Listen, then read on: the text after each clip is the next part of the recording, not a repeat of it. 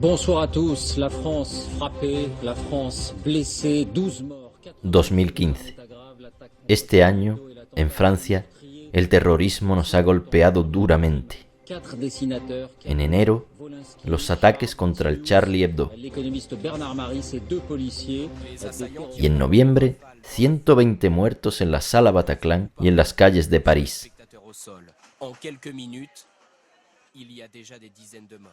¿Cómo se pueden cometer tales masacres?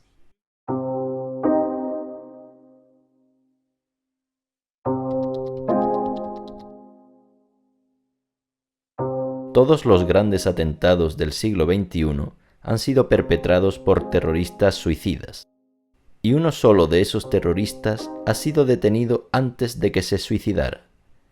Fue durante los atentados de Madrid, en 2004. Se trata de un marroquí, un tal Jamal Zougam.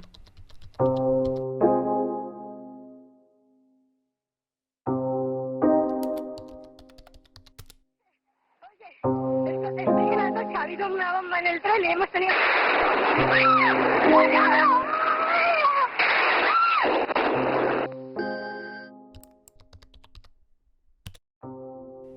Una asociación de víctimas del atentado ha colgado en línea las grabaciones del juicio. Veamos la de Jamal Zougam. Que llegaron dos policías en el año 2001 y cuando estaba yo y mi hermano en la tienda de la frutería y me propusieron lo mismo de que si quisiera trabajar con ellos y entonces eso es lo que pasó, me dio el teléfono pero nunca le llamé. Entonces esta persona cuando fue detenido el día 13 de marzo, 2 o 3 días después, estando en la comisaría, vino a verme. Me dijo, ¿te acuerdas de mí? Le he dicho, sí, me acuerdo de usted. Me dijo, pues si hubieras colaborado con nosotros no te hubiera pasado esto. Entonces no le contesté porque yo tenía miedo de hablar, porque cuando hablaba me pegaban y tal, pues yo procuraba hablar lo menos posible. Entonces entendí que era una venganza, porque yo no tenía nada que ver con ni este atentado ni ningún otro atentado. ¿Jamal Zougam se lo está inventando? ¿O es realmente un chivo expiatorio elegido porque había que culpar forzosamente a un musulmán?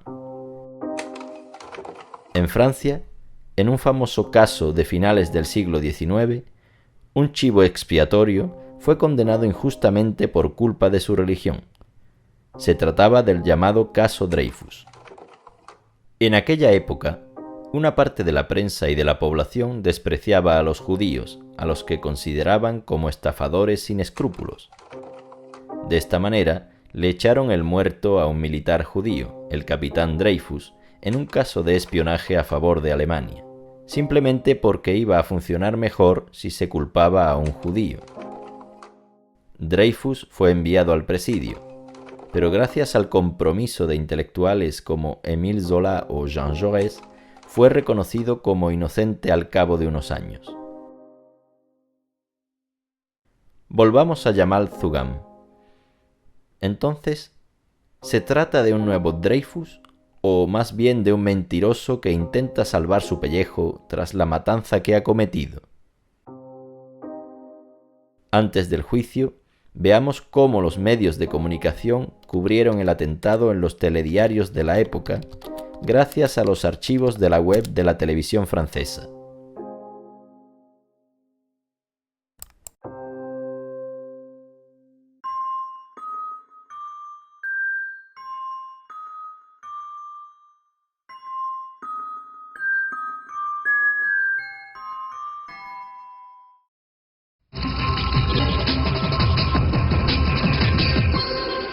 Bonsoir à tous. L'Espagne frappée au cœur par le terrorisme. Le dernier bilan des attentats de Madrid est effroyable. 190 morts, 1250 blessés, 4 trains piégés par plusieurs bombes dans les différentes gares de la ville. Attentat attribué à ETA par le gouvernement. C'est bien sûr le principal titre de ce journal. Jamais le pays n'avait été aussi durement éprouvé par le terrorisme. Un carnage qui intervient à 3 jours des élections législatives. Dans les décombres, les sauveteurs ont évidemment donné la priorité aux rares survivants, prisonniers des tôles, alors que de part et d'autre du ballast gisaient encore des corps inertes. J'ai vu des cadavres partout. Des gens qui brûlaient, des gens qui criaient dans les wagons. C'était horrible. Et les heures passent et vont confirmer petit à petit que c'est l'ETA, l'organisation terroriste basque, qui a commis les attentats de ce matin à Madrid. Les autorités espagnoles, Bertrand Koch, elles n'affichent pas le moindre doute en fait sur l'origine du carnage. Non, David, ici, personne n'a le moindre doute, ni les autorités, ni les Espagnols. Et l'explosif utilisé a été identifié, du titadine, de la dynamite, habituellement utilisée par ETA. Et nous reviendrons dans le courant de ce journal sur ces attentats en Espagne, car on apprend à l'instant qu'une cassette avec des versets du Coran en arabe, ainsi que 7 détonateurs ont été retrouvés dans une camionnette à Alcalá de Henares, près de Madrid. Bertrand Koch, on peut dire que le discours s'est bien sûr infléchi depuis ce matin. Oui, vous l'avez dit, c'est un véritable coup de théâtre. Ce même ministre de l'Intérieur... C'est la découverte de cette camionnette à 30 km de Madrid qui a semé les premiers doutes. À l'intérieur, une cassette audio avec les versets du Coran ainsi que 7 détonateurs. L'ombre d'Al-Qaïda... C'est par un communiqué rendu public hier par un quotidien londonien qu'Al-Qaïda aurait revendiqué les attentats de Madrid. Pour certains experts, ce communiqué semble crédible. Ce quotidien en langue arabe, basé à Londres, est un canal classique de revendication d'Al-Qaïda. En général, quand Al-Qaïda revendique un attentat, c'est vrai. Ces gens n'ont pas l'habitude de mentir. Ce n'est pas une question d'opportunité, comme beaucoup le suggèrent. Des mains blanches, des milliers de mains levées par opposition aux mains tachées de sang des terroristes. À Barcelone, ils étaient plus d'1 million à s'être déplacés. À Saragosse, Valence, Séville, Saint-Sébastien, partout l'Espagne avait la même voix, le même visage. Mais tout de suite le point sur l'enquête, la piste islamiste s'affirme davantage. Pas facile de faire parler les carcasses métalliques des trains attaqués. Ce sont pourtant les principaux éléments dont dispose la police espagnole, avec en plus et par chance un étrange bagage abandonné dans cette gare d'El Pozo. Ce sac de sport bourré de dynamite et de grenailles, prêt à exploser d'un simple coup de fil. Celui-ci n'a pas fonctionné, mais la puce téléphonique, elle, a beaucoup parlé à la police. Tout particulièrement au commissariat de ce quartier, lava-pièce, pas loin de la gare d'Atocha. Les policiers sont remontés jusqu'à cette téléboutique d'où venait la carte à puce. Les 3 Marocains arrêtés hier y travaillaient.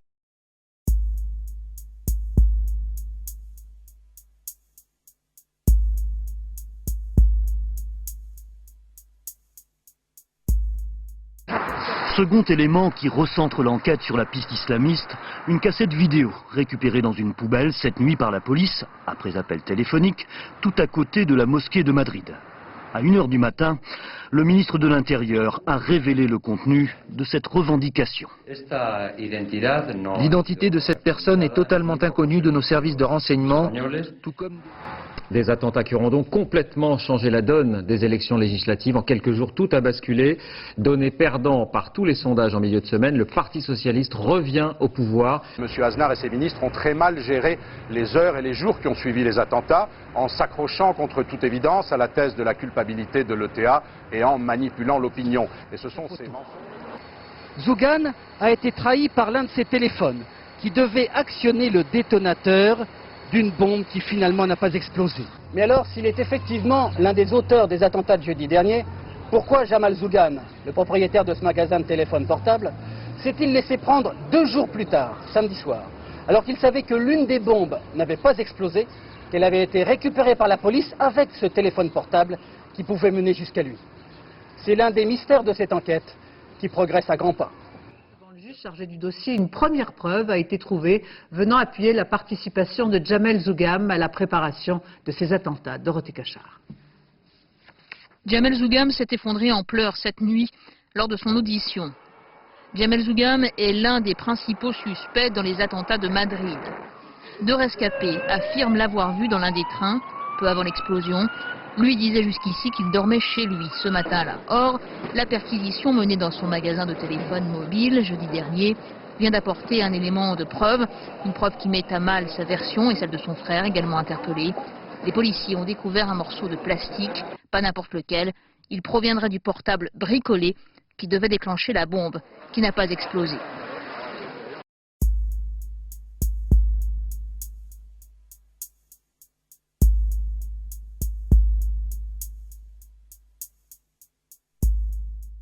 Voici l'un des derniers éléments de preuve pour mieux comprendre le scénario des attentats.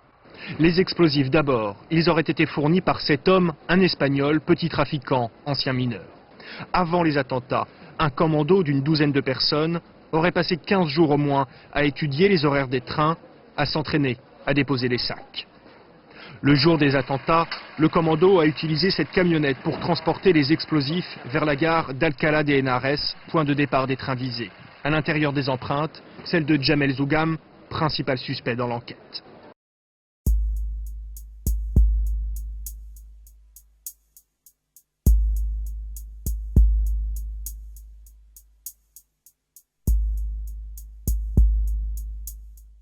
Le plus terrible attentat d'Espagne a peut-être été préparé dans cette petite bicoque. C'est la planque idéale. La maisonnette est à une trentaine de kilomètres seulement de la capitale et l'endroit est tranquille. Des empreintes, il y en avait aussi dans la maison et justement, elles appartiennent à Zougam.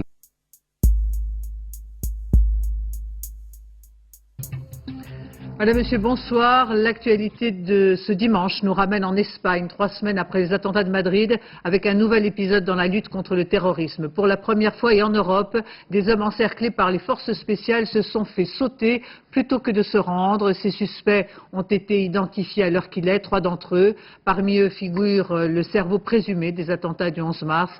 Un nuage de fumée et de poudre dans le ciel de Madrid et la panique à nouveau. L'assaut a débuté vers 18 h. Les forces spéciales espagnoles encerclent alors un immeuble. Ils savent que vivent ici plusieurs islamistes sans doute liés aux attentats du 11 mars, mais les terroristes les repèrent. Ils ne se rendront pas. Les Arabes étaient en train de crier à la fenêtre, ils avaient fermé les volets. Je ne sais pas ce qu'ils disaient. Ils criaient Allah, un cri très fort, très fort. Puis les islamistes tirent sur les policiers. La fusillade dure longtemps. Et au dernier moment, ils se font sauter avec leurs explosifs.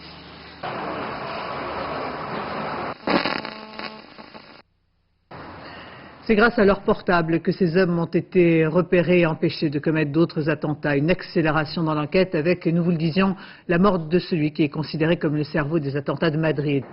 Depuis jeudi, ces 6 hommes figurent parmi les plus recherchés au monde. Interpol a émis leur signalement auprès de 181 pays. Parmi eux, 2 au moins sont morts hier à Leganés. À gauche, le Marocain Abdenabi Kouja, alias Abdallah. L'autre, Serhan Faret, dit le Tunisien. Il serait la tête pensante des attentats du 11 mars à Madrid. Ce jour-là, un groupe terroriste dépose 10 bombes dans 4 trains. Bilan, 192 victimes. En guise de détonateur, un simple téléphone portable. Une fois encore, le commando terroriste a été trahi par ses téléphones portables. Il continuait d'utiliser des cartes prépayées issues du même lot que celles du 11 mars. Par satellite, les policiers ont ainsi pu localiser le lieu où il se cachait.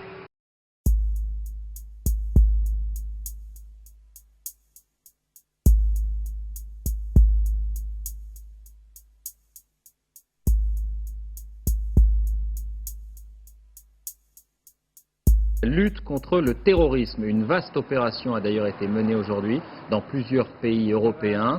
Un homme considéré comme l'un des cerveaux des attentats de Madrid a été arrêté en Italie, à Milan.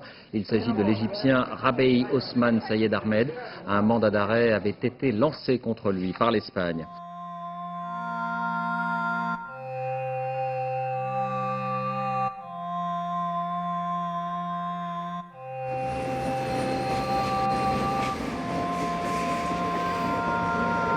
Como lo dicta la actualidad, los medios de comunicación franceses no volverán a hablar de la investigación hasta el inicio del juicio, 3 años después del atentado. Mientras, evidentemente, un juez instructor, Juan del Olmo, siguió investigando. Examinemos brevemente el auto de procesamiento, es decir, el documento que resume esos años de investigación.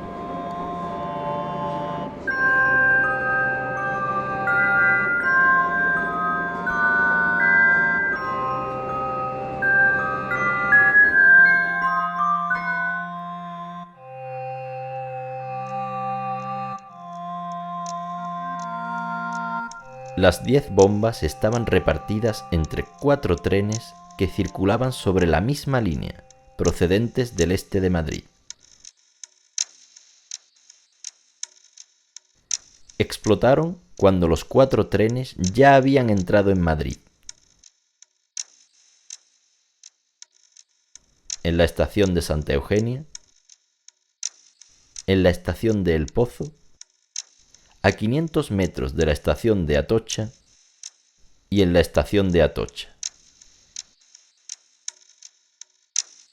Y fue una 11ª bomba que no llegó a explotar la que fue clave para la investigación.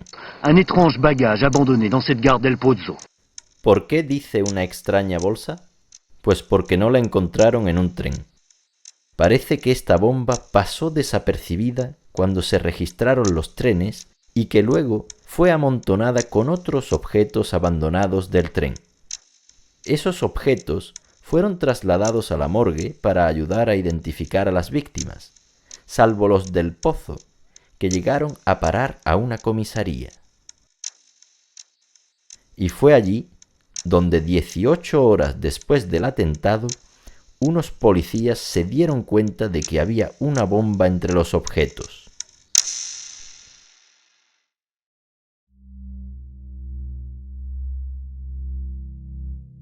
La bomba estaba escondida en una bolsa de deporte. Contenía 10 kilos de explosivo de tipo Goma 2 Eco, 640 gramos de metralla compuesta de clavos y tornillos. Y para activar la bomba, un teléfono móvil con la tarjeta SIM que permitió encontrar a Zugam y luego el piso de Leganés. Pero no era una llamada telefónica la que debía activar la bomba, sino la alarma del propio teléfono. Esta bomba permitió primero encontrar el locutorio de Jamal Zugam. La tarjeta SIM no demuestra que él fabricó la bomba, dado que cualquiera habría podido comprarla en el locutorio. Sin embargo, el trozo de plástico que se encontró en su locutorio y que correspondería a un agujero en la carcasa del teléfono, demostraría que él fabricó la bomba. Pero, increíblemente, esta prueba irrefutable no se menciona en ninguna parte del auto de procesamiento. En realidad, este trozo de plástico solo fue un rumor sustentado en fuentes policiales que nunca fueron identificadas.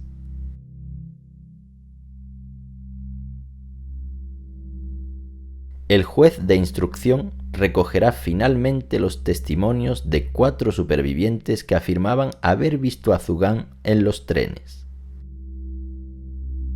En cuanto a la logística, las bombas se fabricaron en casa de uno de los sospechosos, en Morata de Tajuña. Y luego, los 8 miembros del comando llegaron en coche a la estación de Alcalá de Henares. Y allí, por razones desconocidas, abandonaron los vehículos en el aparcamiento. El segundo vehículo es un Skoda Fabia que solamente será localizado 3 meses después, a pesar de que lo abandonaron a pocos metros de la camioneta.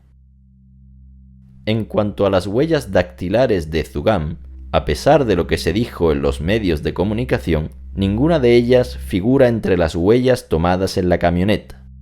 Pero entonces, ¿de dónde salió ese rumor de las huellas de Zugam?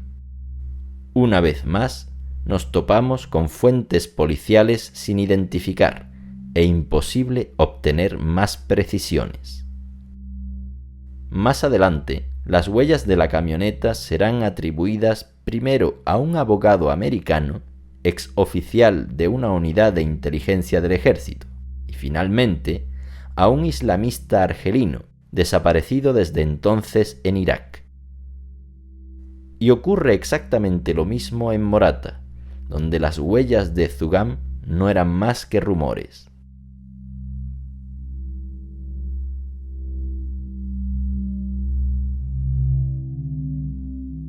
Pasemos a los otros miembros del comando. Entre los escombros del piso de Leganés serán identificados finalmente los restos de 7 personas que se corresponden casi con la lista presentada entonces por los medios de comunicación. El jefe de este grupo era el marroquí Jamal Hamidán, alias El Chino. Cabe destacar que el juez de instrucción no ha encontrado ningún vínculo entre este grupo y Jamal Zugam. La policía había publicado sus fotos unos días antes de la explosión gracias a las revelaciones de un exminero, Javier Trasorras, confidente policial, que les había facilitado los explosivos. Fue otro confidente quien le puso en contacto con el chino, el marroquí Rafa Zuyer.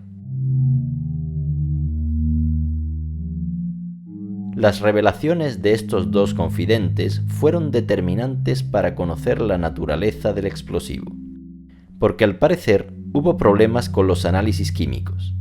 De hecho, el informe de los análisis de los 4 trenes da como resultado el término impreciso de componentes de dinamita, sin detallar los componentes encontrados, y concluye que es imposible determinar el tipo de dinamita. El jefe de los TEDx puso en duda incluso que fuera dinamita, porque a su juicio los daños corresponderían más a explosivos militares, como el C4.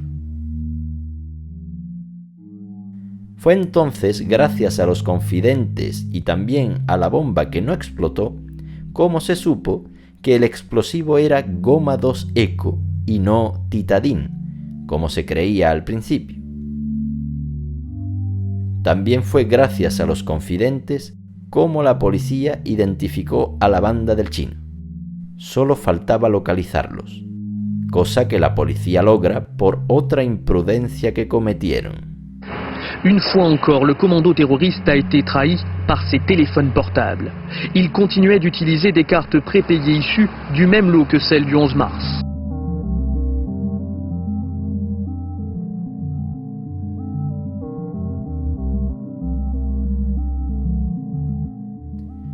La policía los localiza en este piso de Leganés, pero cuando se dan cuenta de que están rodeados, empiezan a disparar. Varios familiares de los sospechosos se ponen en contacto con la policía porque han recibido llamadas de despedida de parte de estos. Y justo cuando las fuerzas especiales asaltan el piso, este explota.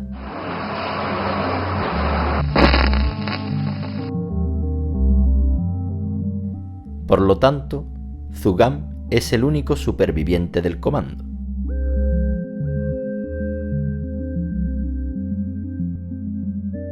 En cuanto a las reivindicaciones, se deben tomar, como siempre, con mucha precaución. C'est par un communiqué rendu public hier par un quotidien londonien qu'Al-Qaïda aurait revendiqué les attentats de Madrid. Pour certains experts, ce communiqué semble crédible.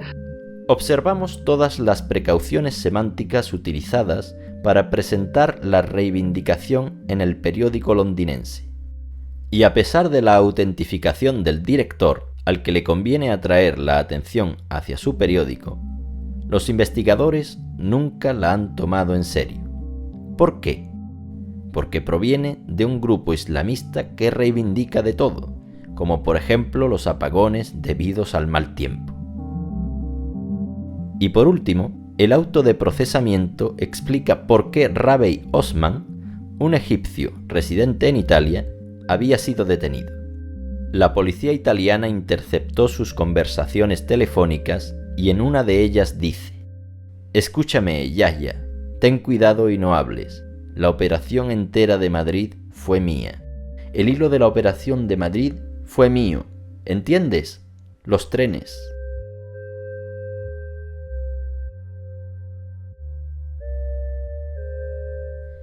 Esta investigación del juez instructor va a servir de base para el juicio que comienza en febrero de 2007.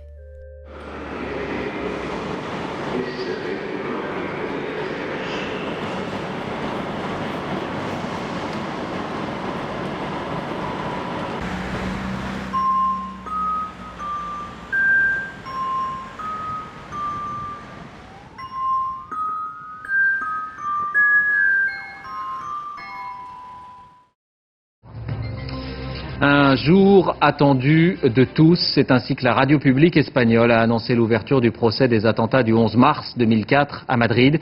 29 accusés, 18 placés derrière une vitre par balle, 11 autres comparaissent libres, une majorité de Marocains, 9 Espagnols. Premier appelé à la barre, Rabey Osman, dit Mohamed l'Égyptien, un des 4 cerveaux présumés. Il s'exprime en arabe et accepte finalement de répondre, mais uniquement aux questions de son avocat.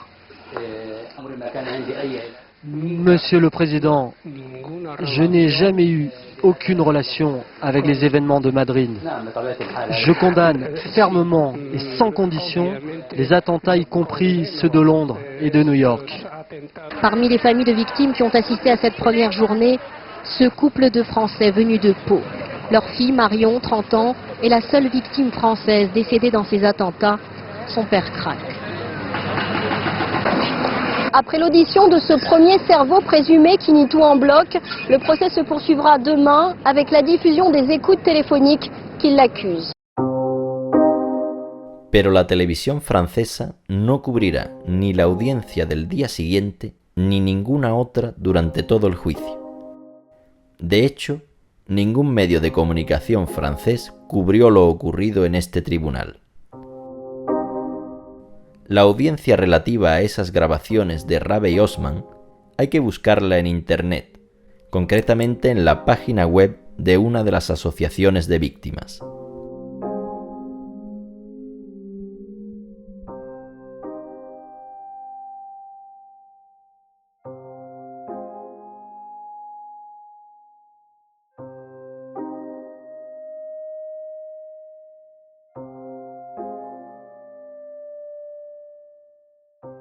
¿Ustedes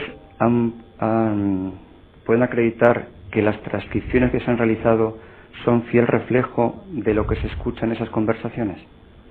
Pues no, en absoluto.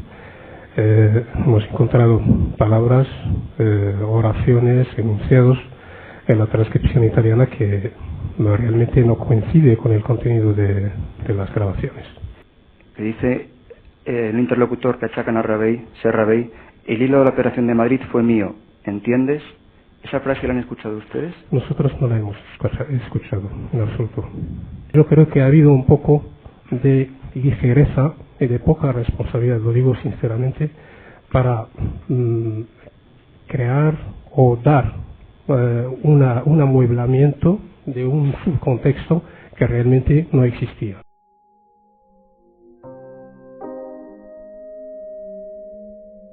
Pero si las frases que acusan a Rabey Osman fueron inventadas, ya no hay nada que demuestre su culpabilidad.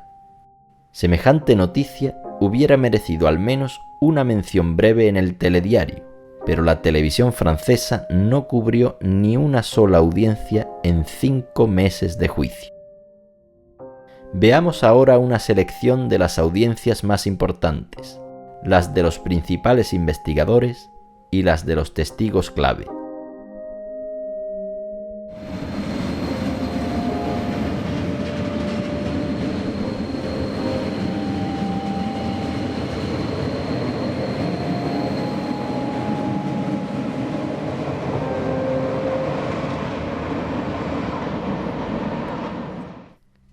La pieza clave de la investigación es una bomba escondida en una bolsa que se encontró en una comisaría.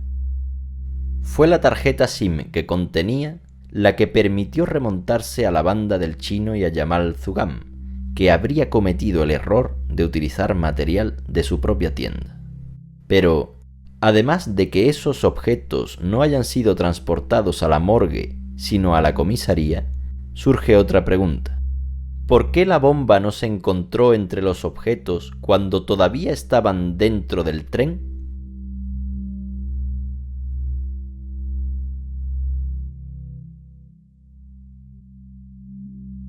Por cuestiones de seguridad, la mayoría de los que declaran no son filmados, solo se escucha su voz. Si se inspeccionaron y se verificaron los trenes de arriba abajo, o sea, de cola a cabeza y viceversa, ¿cómo puede explicarse que llegara la mochila a la comisaría de Vallecas? Yo no puedo explicárselo, puede explicármelo usted, porque yo tampoco puedo explicárselo. Lo que sí estoy totalmente convencido de que después de la revisión de los teras que trabajaron allí, no había ni una sola mochila que contuviese un artefacto explosivo, y eso se lo puedo asegurar, porque lo hicieron y me consta concienzudamente. Es más, le dije 2 veces y cuando hablé con ellos me dijeron que no, que lo habían hecho 4. O sea,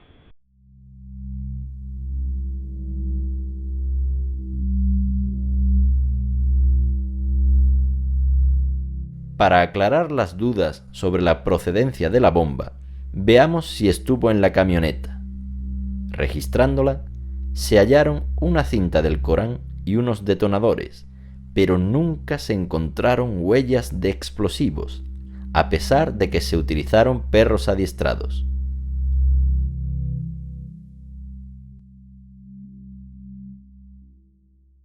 En el caso de que en esa furgoneta se hubiesen transportado 50 o 30 kilos de explosivos, ¿el perro había detectado ese olor? Sí, lo había detectado, inmediatamente lo había, pues quedan residuos del explosivo y el perro lo había detectado. Ninguna pregunta más seria. Que si esa cantidad introducida dentro de una bolsa de plástico de basura cerrada, introducida a la vez dentro de una mochila bien cerrada a las cremalleras, podía haber sido detectada o podría haber fallado el perro en su detección. Hombre, si hay bastante cantidad, como dice usted, y eso, pues es fácil que el animal lo detecte, porque siempre queda la manipulación de la bolsa de esto y quedan restos. Pero podría ser que no, en algún momento. Si hay tanta cantidad, sí le digo.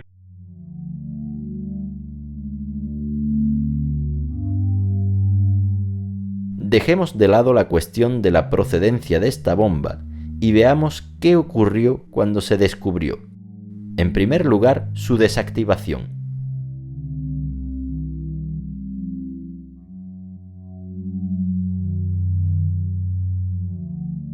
¿Por qué no funcionó el artefacto? ¿Por qué no funcionó el artefacto?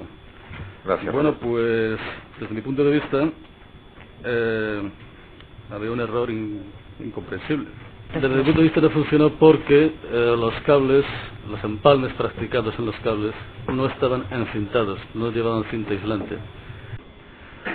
No cuadra la concepción del teléfono móvil porque aunque es sencilla, es muy ingeniosa. Y no cuadra con el empalmado de los cables. La pequeña chapuza, entre comillas, de no encintar los cables, ¿no? Porque no es lógico.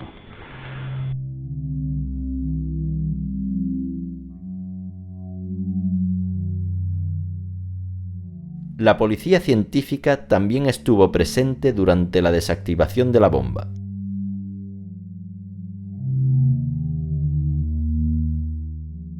Ha aparecido pues una mochila con explosivos en la comisaría del Puente de Vallecas y que allí haré contactos, me están esperando para... Es muy urgente la gestión y necesitan un reportaje fotográfico, vamos, la gestión es nuestras. Pero antes de irnos, el comisario general de Seguridad Ciudadana me dice, deme usted el carrete de la cámara de fotos, entréguesela usted a los artificieros para que el revelado de las fotos sea más urgente. Vamos a ver, ese carrete o el revelado del carrete y los negativos de ese carrete, ¿le son entregados a usted o a su brigada en algún momento posterior? No, el carrete desaparece.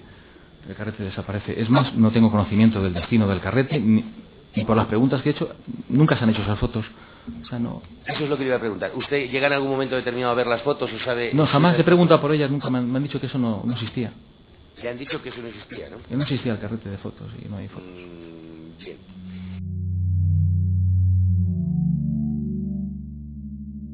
Pero entonces, ¿de dónde proceden las fotos que se han publicado en los medios de comunicación?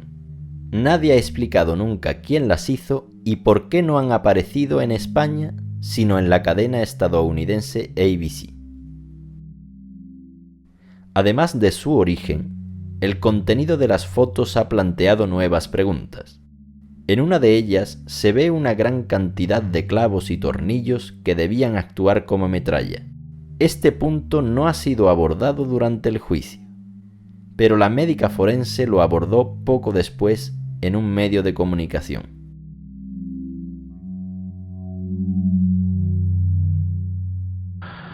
En los cuerpos de las víctimas del 11M había metralla terrorista, había clavos, había tornillos. Nada en absoluto. De los 191 cuerpos, solamente creo que en uno se encontró un fragmento metálico que debía de ser lógicamente de los trenes, pero ni clavos, ni tuercas, ni tornillos. No había metralla entre nuestros 191 muertos.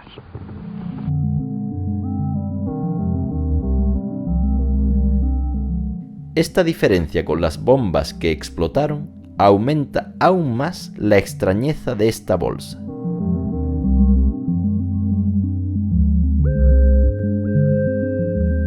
¿Podría esta bomba, aparecida en una comisaría como por milagro, ser una prueba fabricada? ¿Acaso es tan poco real como las huellas de Zugam y el trozo de plástico proveniente del móvil? Es al menos lo que piensa el periodista que acabamos de ver, Luis del Pino. Este periodista es el autor de un blog muy documentado sobre los atentados, y también escribió varios libros y documentales, todos anteriores al juicio. La hipótesis que defiende es que el Partido Socialista de Zapatero estuvo involucrado en el atentado, eventualmente con la complicidad de ETA, para tender una trampa a Aznar pocos días antes de las elecciones y tomar el poder. En este aspecto, Luis del Pino es representativo de un sector ultraconservador de la derecha española que piensa, por ejemplo, que la guerra civil no la desató el bando nacional de Franco, sino el bando republicano en el cual ya había socialistas. Este posicionamiento político provoca que una gran parte de los españoles rechace en bloque su trabajo crítico sobre la investigación. Julio Anguita, ex líder de Izquierda Unida, es uno de los que aceptan debatir con sus adversarios políticos e intervino en el programa de radio de Luis del Pino.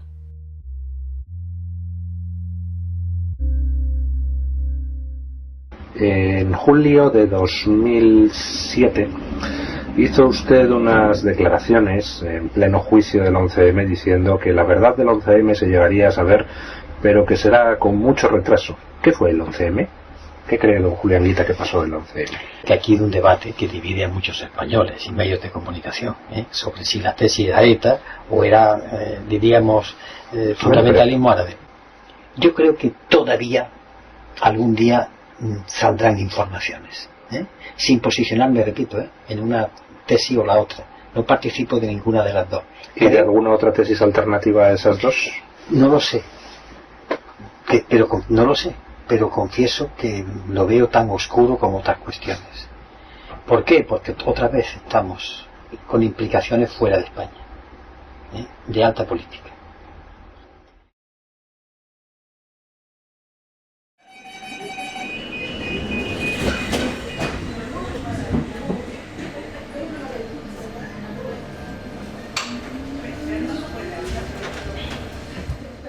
Frente a tantas dudas sobre la bolsa y la camioneta, elementos que aparecieron lejos de los trenes, volvamos a centrarnos en ellos y, en primer lugar, en la cuestión del explosivo utilizado.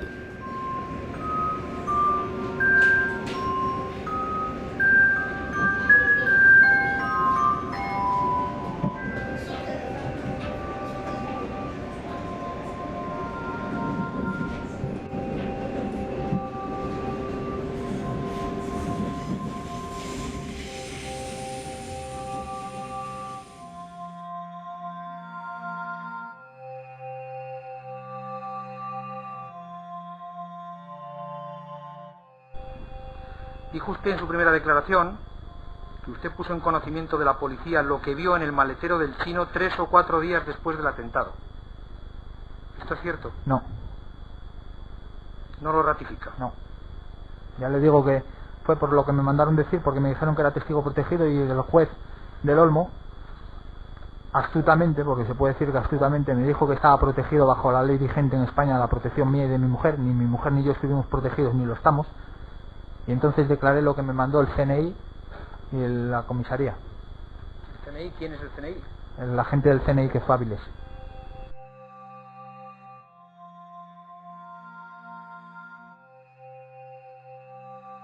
¿Usted tenía la más mínima idea de que Hamad Admiral perteneciera a un grupo terrorista o islamista o como quiera llamársele. Yo ya he explicado que Yamal Amidán es una persona totalmente occidental, totalmente. Que tiene su forma de vivir occidental, para nada tiene que ver nada con el Islam, y que, vamos, jamás me he sospechado que tuviera nada que ver con el Islam. Bueno, yo jamás lo he visto rezar, ni he sabido que iba a mezquitas, ni nada. Su primera declaración responde a lo que usted dice que le mandó la policía decir. ¿Es así? Sí. ¿Qué le mandó la policía decir? Pues que implicara a los moros, que implicara a Yamal Fugán, que implicara a los moros que yo hubiera visto la dinamita, que lo único que les interesaba era los moros, que yo no les interesaba para nada. Me dijeron, tú trabajas para nosotros, eres de los nuestros, no te preocupes, y todo ese rollo que te sueltan cada vez que les interesa a ellos algo.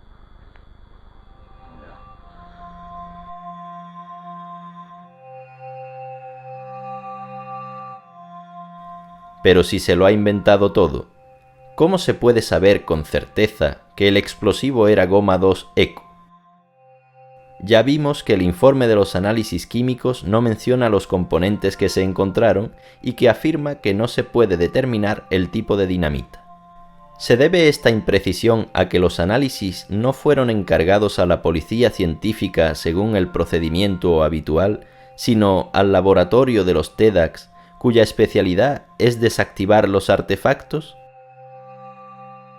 Así que había muchas expectativas sobre las explicaciones de la persona que hizo esos análisis, la jefa del laboratorio de los TEDx.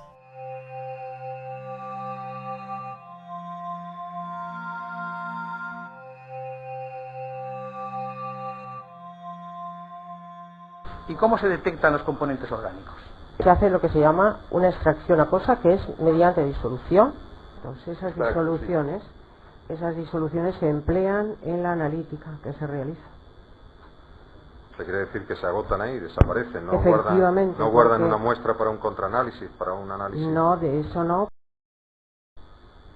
¿Recuerda usted qué componentes de dinamita se detectan?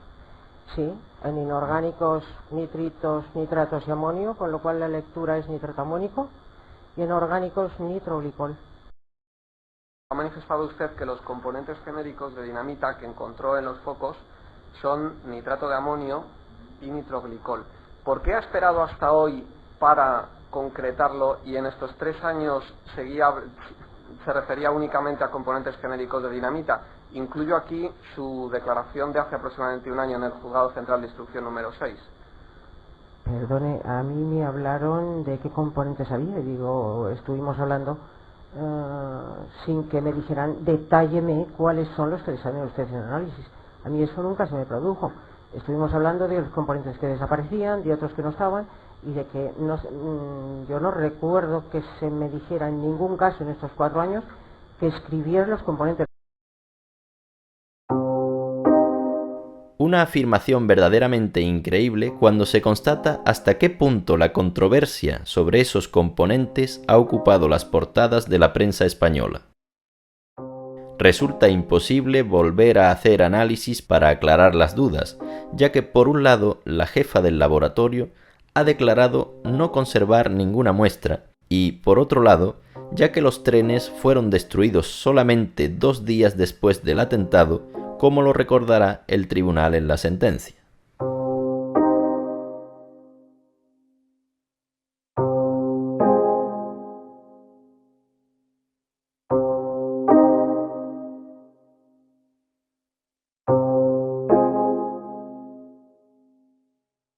Fueron las dudas sobre los explosivos impulsadas por El Mundo, el segundo diario más leído en España, las que provocaron más polémicas en la prensa.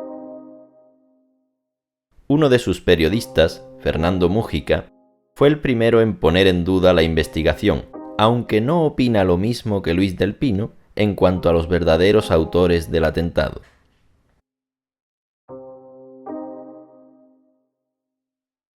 Yo siempre pensé, el que el que ideó los atentados, ideó la trama de enmascaramiento posterior.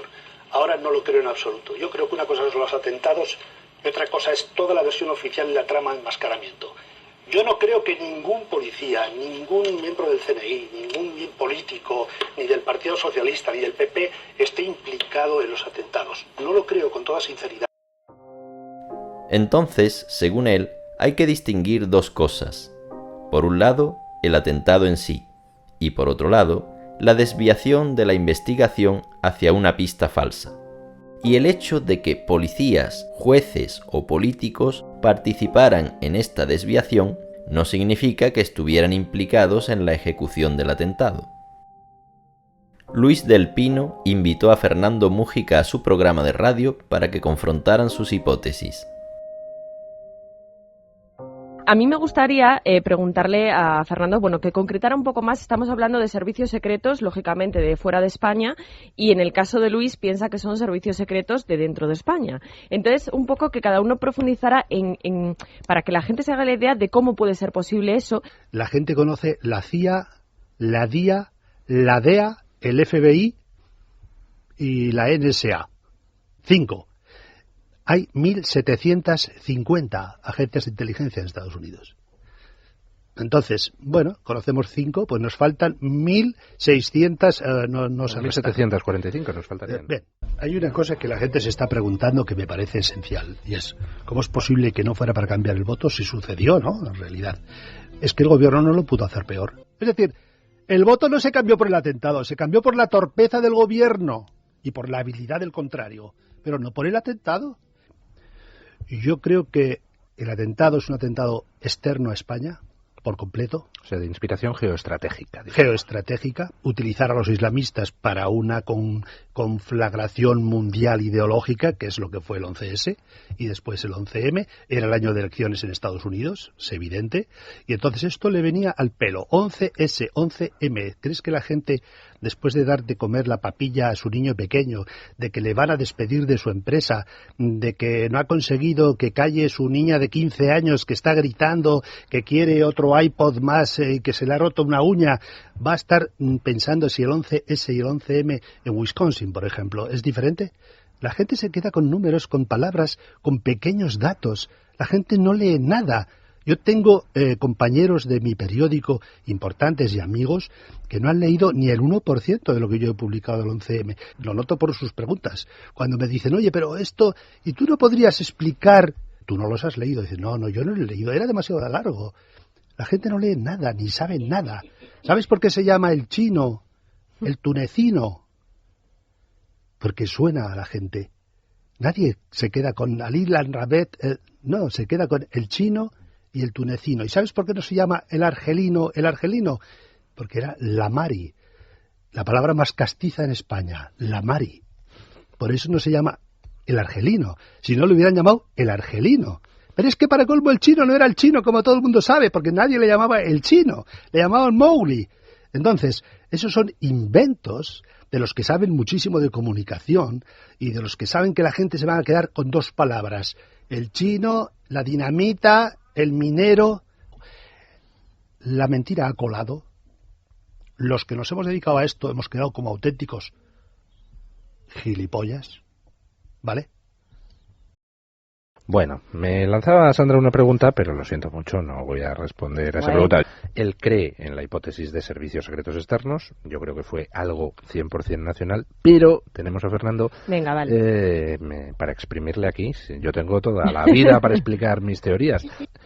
Si eso es así, entonces es de suponer que toda la campaña de manipulación de pruebas posterior al 11M no tiene nada que ver con los verdaderos autores, sino que es ejecutada por otras personas y forzosamente tuvo que ser improvisada. En mi opinión, toda la manipulación del 11M, que está desde las, 11 de la mañana del día 11, precisamente, a mí me parece que es un producto improvisado.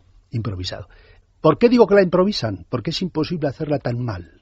Es decir, si no se fuera improvisada, entonces la furgoneta tendría huellas de los que ellos quieren que las tengan. Es decir, en una mochila que hay tornillos y clavos. Todo es una chapuza detrás de otra. Si en realidad toda la teoría es que viene de fuera, aunque no te guste decirlo así, pero que es un ataque islamista, que falso ataque islamista. Un falso ataque islamista, pero que no tiene nada que ver con nuestros servicios secretos ni con ETA. ¿Por qué? ¿Qué tiene que ocultar el gobierno?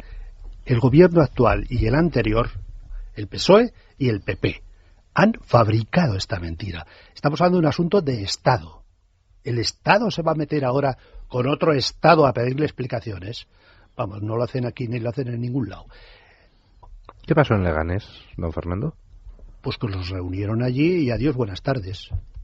Eso es lo que pienso. Pero estaban muertos ya antes de la explosión. No tengo ni idea si estaban muertos, si estaban vivos, si quiénes estaban, no estaban, no tengo ni idea. Pero eso es un cierre de archivo, que así se llama el argot de inteligencia, y punto final.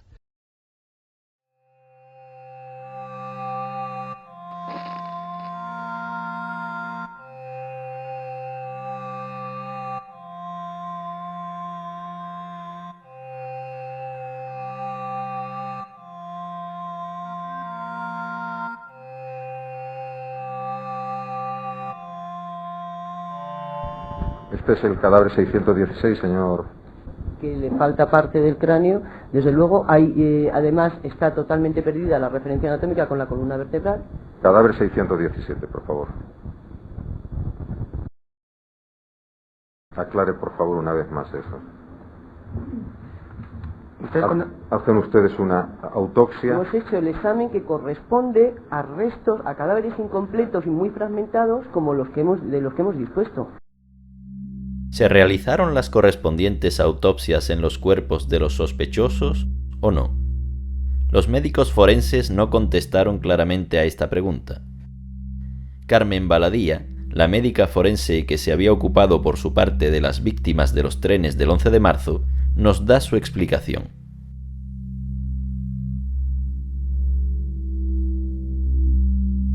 Lo cierto y verdad es que en sentido estricto no se hicieron autopsias, se hicieron estudios complementarios. Las autopsias, hay un protocolo de actuación, a ver cómo estaban esos pulmones, a ver cómo estaban esas mucosas, si habían respirado humo, si con esa energía térmica que se desprende en una explosión había quemaduras, etcétera, etcétera. Eso no existe. No se hicieron esas autopsias. Lo que existen son una serie de datos complementarios. Y efectivamente, 2 años después, el ilustrísimo señor magistrado don Juan del Olmo solicitó que los informes de autopsia, que se hicieran las autopsias. Pero ya no se podían realizar, ya no se pueden hacer porque...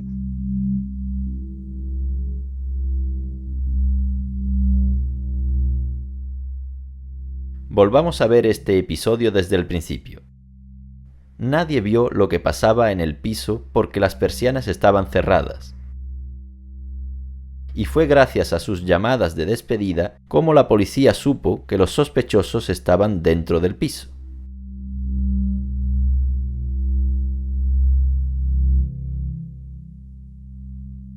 ¿Se puso en contacto por teléfono con usted o usted con él? Él me llamó y me ha dicho que va a ver a Dios, que está toda la policía alrededor de él, le cooperó y va a ver a Dios. Y la voz que tenía, ni siquiera le conocía yo, me decía que era, yo soy tu hermano, digo, ¿quién es? Primero me dijo, soy Abdullah. Dije, ¿quién es Abdullah? Porque... Y luego soy tu hermano. Mire, usted dice que cuando su hermano habla con usted, sí, le comenta que está... le habla como persona desesperada, ¿no es así? La última llamada es que yo, la voz que tenía, o sea, que tenía duda como no se fuera mi hermano. La otra persona que fue citada a declarar sobre esas llamadas de despedida fue la viuda de Yamal Hamidán, alias el Chino. Poco tiempo antes, esta viuda había detallado la llamada a El País que la sacó en portada.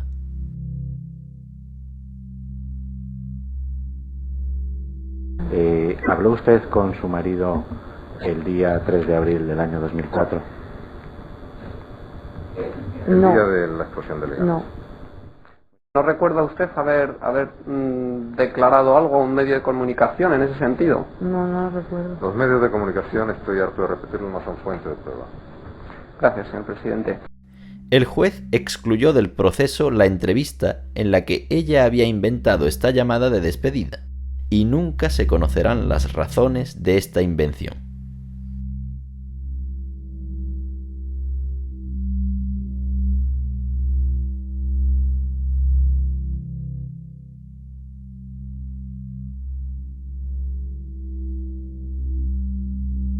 En un primer momento, pues lo que más impresionó fueron los restos humanos que había esparcidos por la zona del jardín y de la piscina.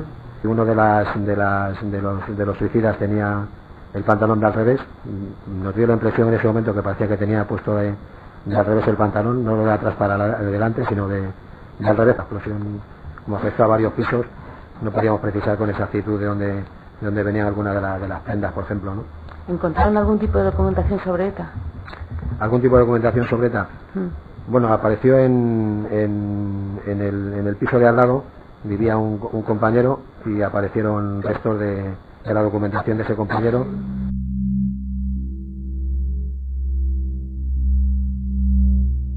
La policía nunca estuvo muy lejos del comando. Según Luis del Pino, que ha tenido acceso al sumario, la policía estuvo vigilando a varios miembros de este comando durante más de un año. Los seguía varias veces por semana, pero de repente esos seguimientos se interrumpieron 3 semanas antes del atentado.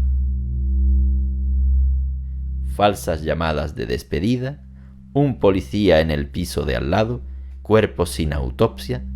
Uno acaba preguntándose qué es verdad en este caso. Lo que sí sabemos es que un miembro de las fuerzas especiales también murió durante el asalto. Pocos días después y bajo anonimato, un miembro de esta brigada de élite, el GEO, dio su punto de vista sobre este asalto a la cadena SER.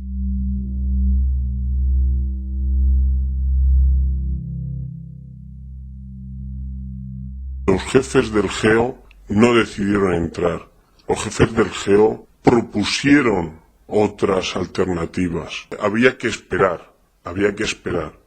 Y alguien decidió que entrásemos, que no se podía dilatar. ¿Quién es ese alguien? ¿Quién es el que nos mandó allí sin ser el profesional del Grupo Especial de Operaciones, teniendo la opinión de uno de los jefes que se debería traer un traductor, se debería de esperar y dilatar el tiempo, cansarles, utilizar el gas, utilizar cualquier otra cosa hasta que se entreguen o que hagan lo que tengan que hacer, pero sin estar nadie alrededor? Fue una locura. Nos llaman héroes, no somos héroes, somos casi, se podría decir, hasta tontos por ir a donde fuimos.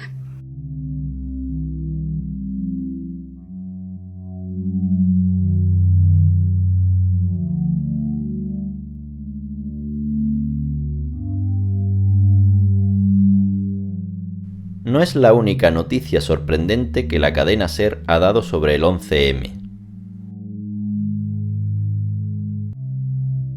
Y hay una anécdota última que respecto al 11M, digo porque estamos en las fechas del auto de procesamiento del Olmo, y es que quiero recordar que el 11M, el mismo día de los atentados, estaba en Palma el Boeing 737 de la CIA. Y este Boeing, al día siguiente de los atentados, salió a todo escape de Palma porque modificó su horario de salida.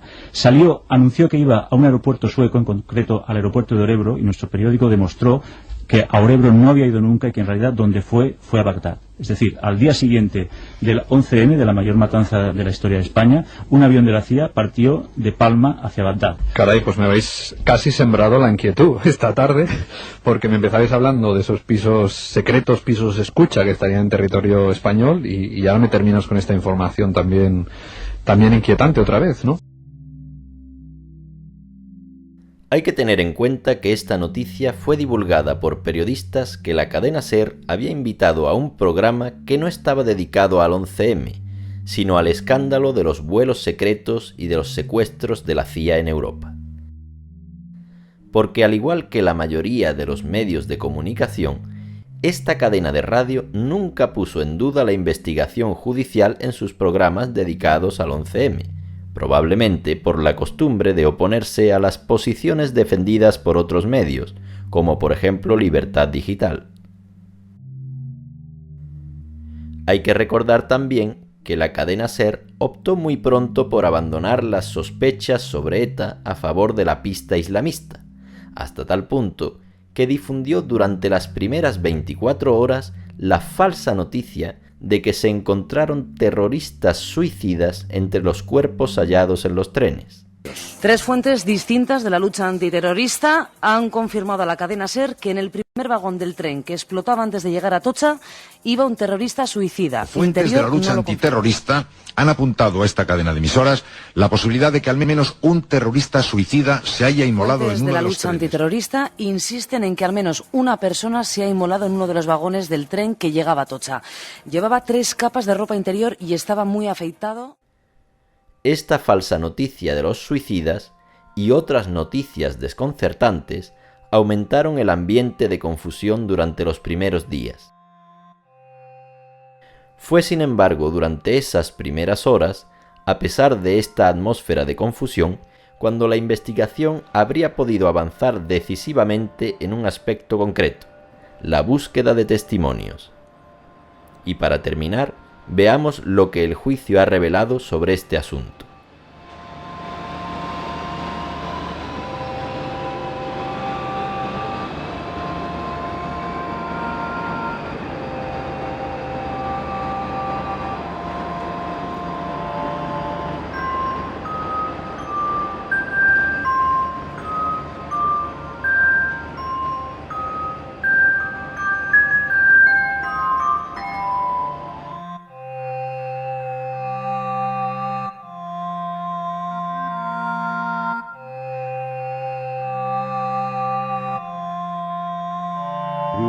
Una persona en concreto que estaba metiendo una mochila, no una mochila, sino una bolsa de deporte debajo del asiento de adelante. ¿Usted dónde se sentó en ese tren? En la segunda planta. Porque ha dicho hoy, ha venido usted aquí hoy, ha dicho primer piso, y no piso bajo, como dijo, instantáneamente y ha venido ratificando desde aquel momento. Entonces coincidirá conmigo que en aquel momento tenía usted la memoria más fresca que hoy. Puede ser. La bomba explotó en la planta de arriba. Así que, en el juicio, este testigo modificó su testimonio para que correspondiera con la realidad, y uno se pregunta por qué no fue apartado durante la instrucción. El auto de procesamiento aporta pocos datos sobre los otros 3 testigos, en particular sobre la fecha en la que identificaron a Zugam. Y no se sabrá nada más sobre el primer testigo porque, curiosamente, poco tiempo antes del juicio, esta persona regresó a su país de origen, Rumanía. Las últimas testigos son también 2 trabajadoras rumanas que iban juntas al trabajo ese día. ¿Qué es lo que vio exactamente? Pasó un chico con una mochila azul, me tocó el hombro derecho y pasó en vagón abría la puerta y pasó un vagón en mi frente. Yo le miro la cara a ver qué pasa, que no pide perdón, que nada, que pasa como un loco. ¿Cuándo es la primera ocasión en la que usted presta declaración? ¿El 1 de abril de 2004? Sí. Esta fecha es el dato más importante. Esta testigo reconoció a Zugam 3 semanas después del atentado, plazo demasiado largo para que se considere esta declaración como fiable, sobre todo si la persona que se chocó con ella se alejó a toda prisa y si tenemos en cuenta que la testigo había visto probablemente la foto de Zugam difundida por los medios durante estas 3 semanas.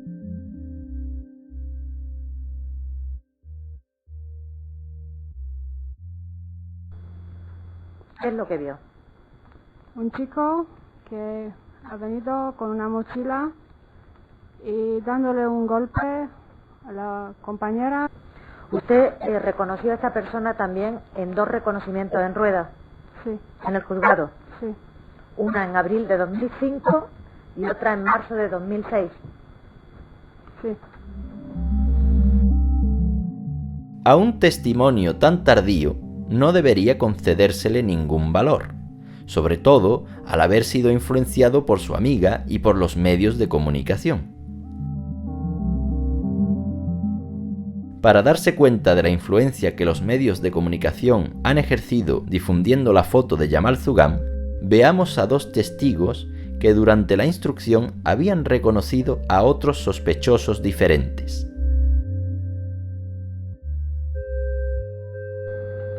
El 1 y el 2.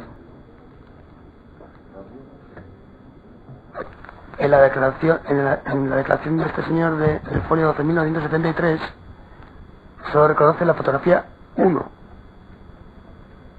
Es que no veo la foto, no.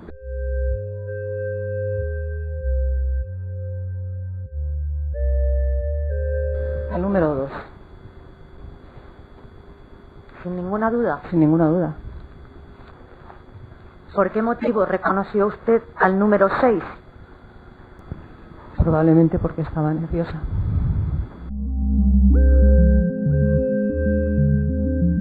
A fin de cuentas, ningún testimonio contra Zugam es fiable. Y en realidad, nadie vio a los miembros del supuesto comando en los trenes, ni a Jamal Zugam, ni a los otros 7.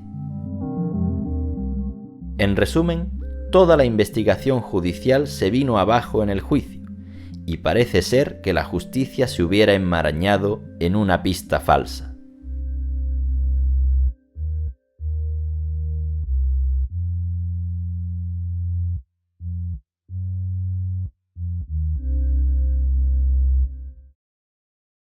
Aucune émotion sur le visage de ces deux Marocains. Chacun vient pourtant d'écoper de 40 000 ans de prison, peine cumulée pour les victimes et pour être les poseurs de bombes. Peine théorique traduite en 40 ans de réclusion. Sur les 28 accusés, 21 sont reconnus coupables. Parmi les acquittés pour manque de preuves, une surprise, celui qu'on appelle Mohamed l'Égyptien, considéré comme un des cerveaux des attentats. Le procès a duré 8 mois et demi. Une longue et nouvelle épreuve qui s'achève pour les victimes et leurs familles. Quant aux peines, elles les trouvent parfois trop légères. Il y a des gens qui sont en prison depuis 2 ans, et je pense que certains seront libres dans 2 mois.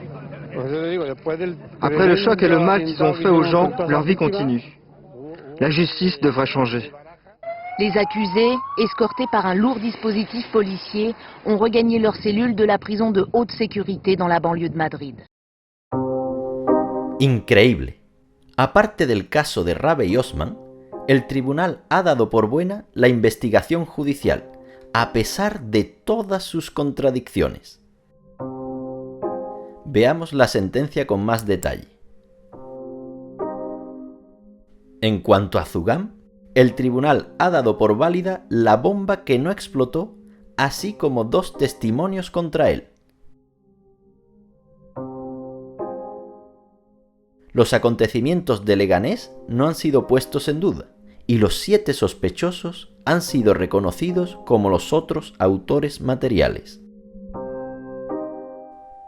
Al contrario de lo indicado por la televisión francesa, este detenido ha sido condenado por transporte de explosivos y no por haber colocado bombas.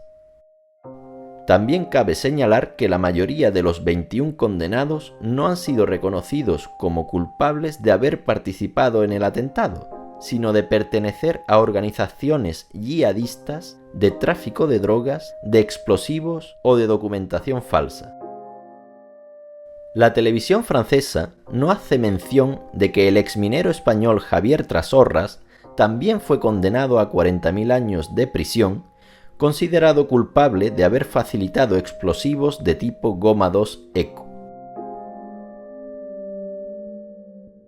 Y la sentencia confirma que se utilizó la furgoneta Renault Kangoo para transportar esos explosivos.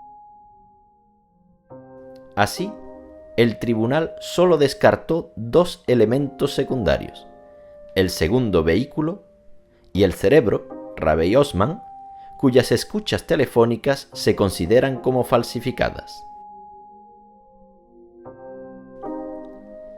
Aquí está lo que se considera como verdad judicial, pero resulta difícil de creer para quien haya visto el contenido de las audiencias.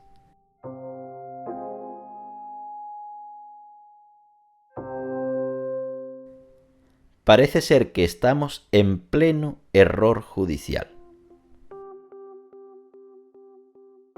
En Francia, ningún medio de comunicación se hizo eco de las contradicciones que salieron a la luz durante el juicio ni de la injusticia del veredicto. El único libro disponible en francés sobre el tema es paradójico. Su autor, Jean Chalvidon, especialista de ETA, enumera una quincena de incoherencias, pero da por buena, sin embargo, la pista del islamismo. La increíble cantidad de indicios señalando la pista islamista como un teléfono que lleva directamente a un locutorio. Si hubieran querido ser arrestados, no hubieran podido hacerlo mejor. La manera en que se dio el asalto al piso va claramente en contra de todo lo que se enseña en las academias de policía. Cabe preguntarse si aparte de la manipulación política no hubo otra, más maquiavélica aún. Pero el autor concluye que esas contradicciones son insignificantes ante las pruebas materiales existentes, que él considera más sólidas. Por desgracia, el autor nunca volverá a hablar del tema una vez demostrado que tanto las huellas de Zugam como el trozo de plástico del móvil solo eran rumores.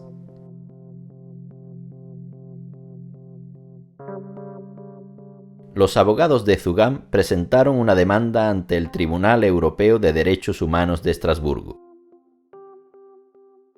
Este tribunal no siempre publica todas sus decisiones, pero se puede obtener alguna información presentándose allí, ya que a través de unos interfonos allí instalados podemos comunicarnos con sus juristas.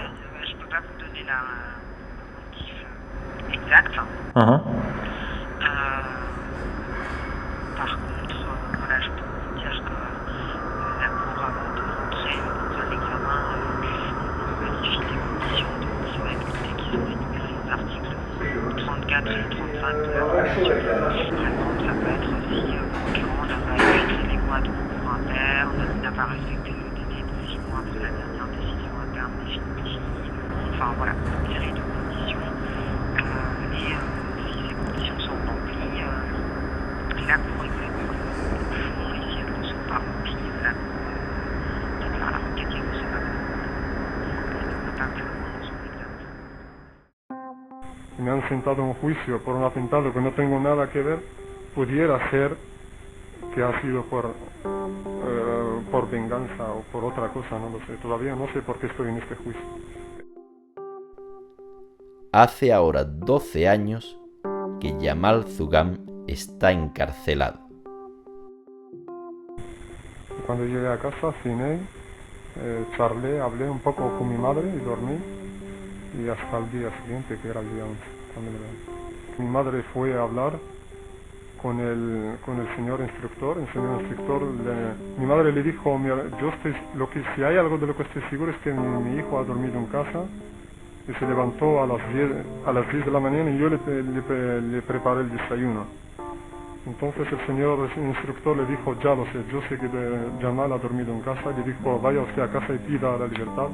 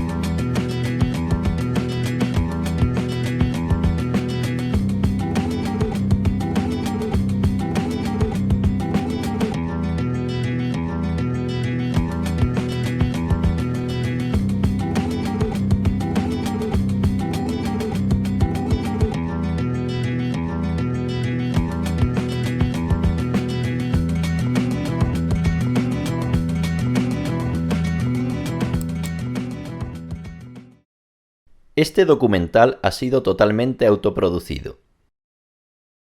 Para su difusión en Francia, me alegro de que la cooperativa de producción Les Mutants de Pangée haya aceptado difundirlo a través de su página web.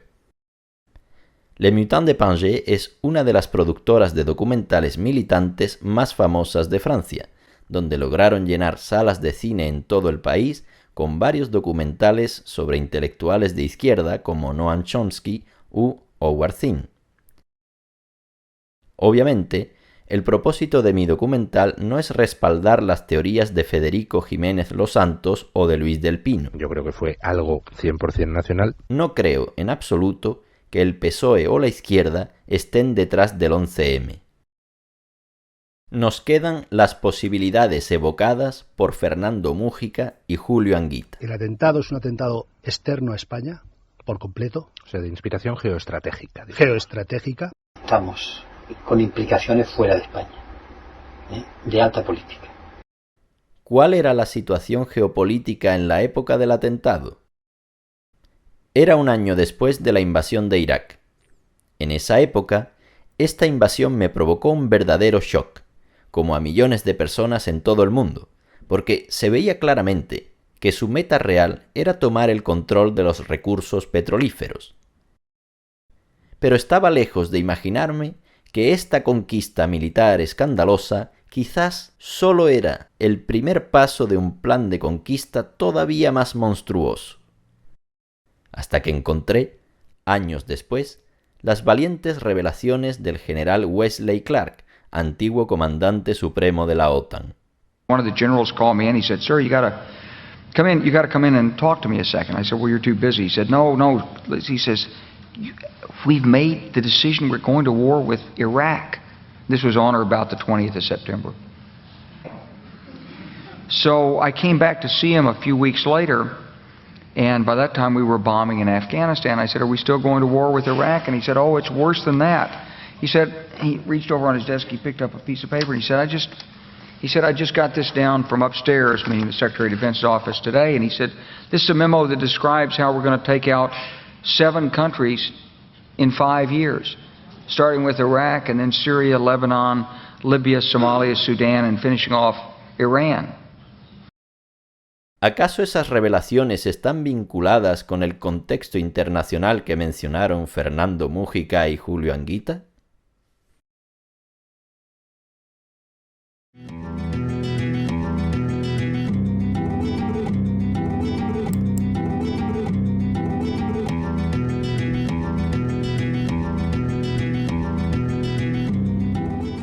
Daniele Ganser es un historiador de la Universidad de Basilea, en Suiza, que ha estudiado a fondo el terrorismo durante el período de la Guerra Fría. Sus investigaciones fueron traducidas a más de 10 lenguas y fue solicitado para participar en varios documentales. Ha demostrado que, en algunos casos, el terrorismo no es lo que parece.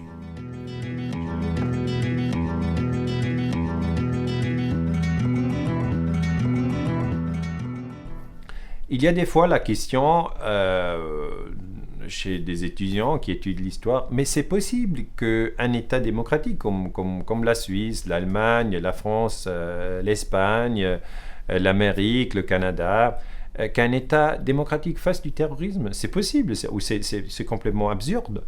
Je dis, c'est pas absurde. Si on regarde avec la France, on a en 1985 un moment où les Américains ou les Français voulaient faire des tests nucléaires dans le Pacifique. Donc c'est le président Mitterrand de la France voulait faire des tests nucléaires. Mais Greenpeace, qui est une organisation NGO pour protéger l'environnement, ils ont dit on veut pas ces tests nucléaires et ils sont allés directement là où les Français voulaient faire les tests nucléaires avec un bateau, Rainbow Warrior, le nom du bateau. Donc Paris, ils n'étaient pas contents à Paris et donc il fallait trouver une solution. Et ils ont pris le service secret, il s'appelle DGSE, Direction Générale Sécurité Extérieure. Et là, le chef du service secret, c'était Admiral Pierre Lacoste. Ils ont fait une opération qu'ils appelaient Opération Satanique. Et qu'est-ce qu'ils ont fait? Ils ont pris des agents, et les agents secrets, ils sont allés à New Zealand, Et là, le bâtiment de Greenpeace était dans l'arbre, il était en attendant pour la prochaine mission. Ils ont fait exploser le bâtiment. C'est du terrorisme, avec une bombe. On met une bombe, le bateau, il explose. Il y a un mort dans le bateau, un photographe du Greenpeace. Donc, c'est du terrorisme. Et à la fin, le chef du service secret français, il a dû démissionner. Le chef du département de la défense, il a dû démissionner. Donc, on a quelques exemples qui prouvent que des fois, les États démocratiques, ils font du terrorisme, malheureusement.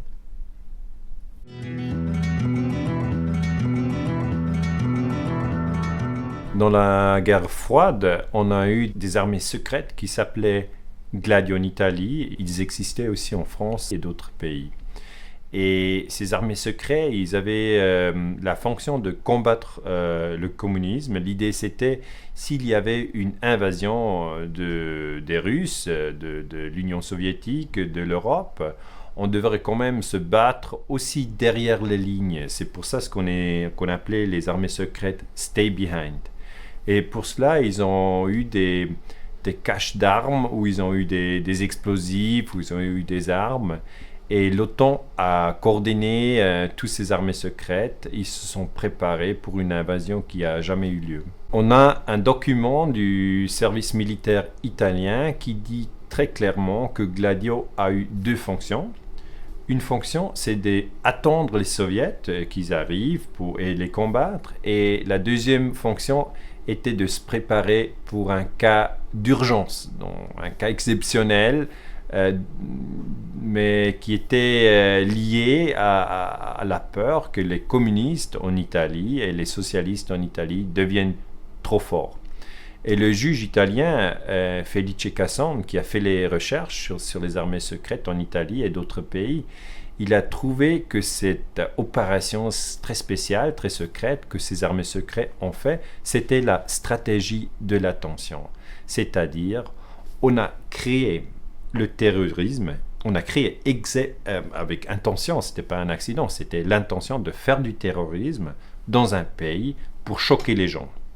Donc, si vous venez avec moi dans la tête, dans l'année 1972, on a eu un attentat terroristique en Italie, à Peteano, il y a eu quelques morts. Et le juge italien Felice Casson, il a fait les recherches sur cet attentat.